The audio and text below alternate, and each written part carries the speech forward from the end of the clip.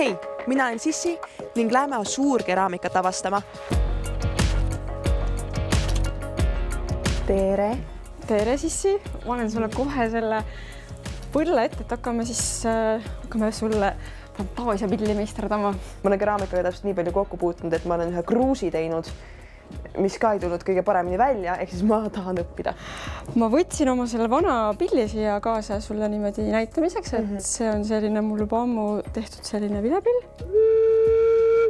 Sa meisterdad endale sellise fantaasiapilli, mis sind aitab siis võib-olla sinu muusikalistel igasugustel väljakutsetel.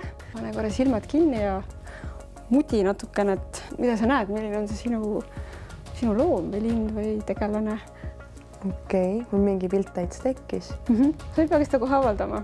Sa oled mõnda instrumenti ise proovinud? Minu vanaisa, kes siis nagu parandab klavereid ja ka teisi pille, tõi meile klaveri koju.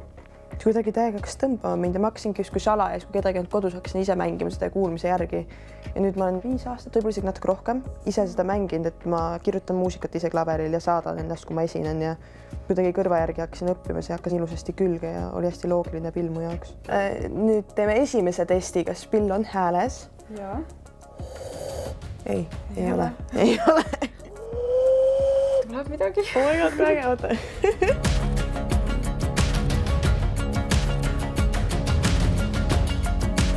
Enam-vähem valmis. Nüüd nagu ma saan aru, ta läheb kuivama, ahju ja siis hiljem näeme, milline see on. Või ma arvan, et mina näen ka samale, kui teie näete.